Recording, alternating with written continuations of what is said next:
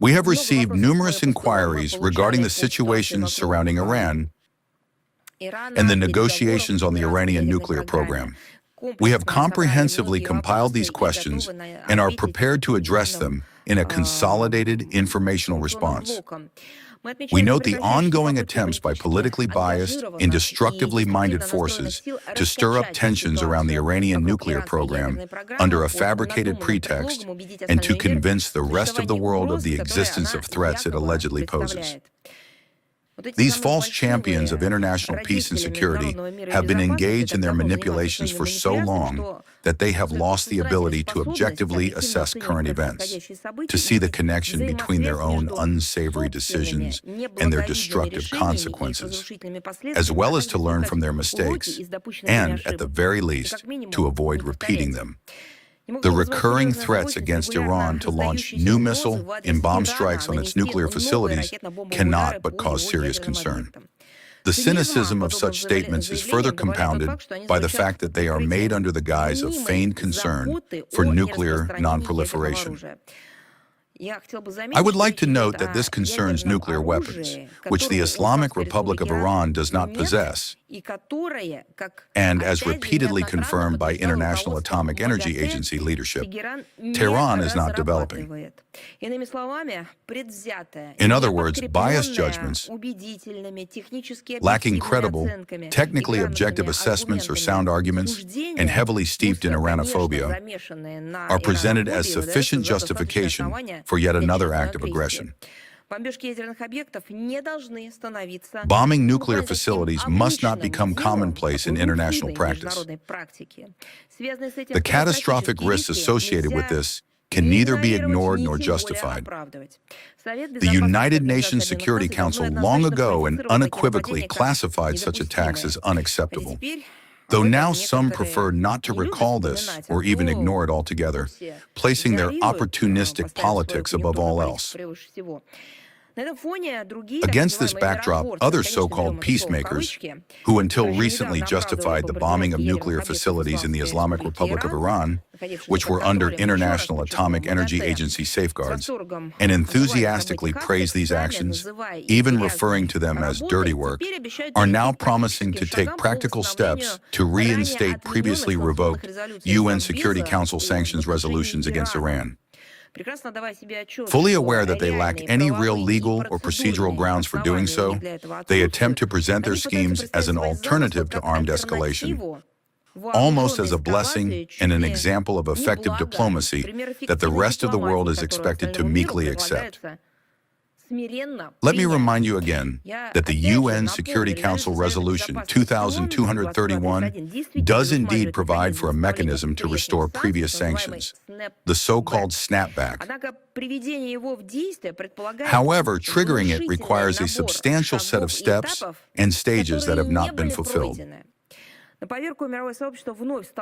In reality, the international community is once again facing the brazen arbitrariness of those who promote the so-called rules-based order, have long undermined the implementation of the UN Security Council Resolution 2231, openly violate its provisions, and diligently shift blame for the stagnation of the Joint Comprehensive Plan of Action onto Iran.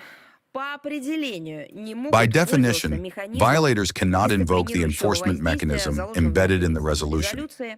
The unlawful actions of these countries inherently cannot have legal consequences for other states, which must not legitimize or become complicit in the deliberate violations of UN Security Council resolutions committed by the Western camp. We firmly believe that in the context of the fragile truce established after the June escalation, a completely different approach is required.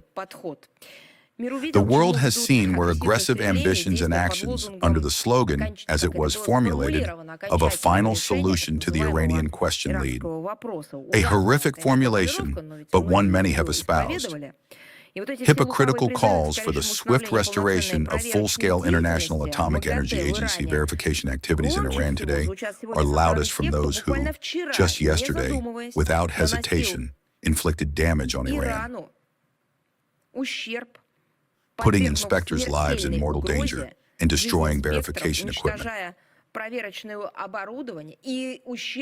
The harm was done not just to one specific country, which I just said, but to global peace and security in every sense of the word, including the verification activities the International Atomic Energy Agency has damaged.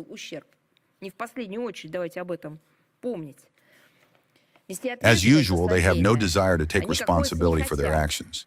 Yet the facts are inexorable. It was not Iran, but its opponents who attacked the agency's activities in the country. Now it is up to them to provide credible assurances that the International Atomic Energy Agency can resume its verification mandate without the risk of once again coming under fire.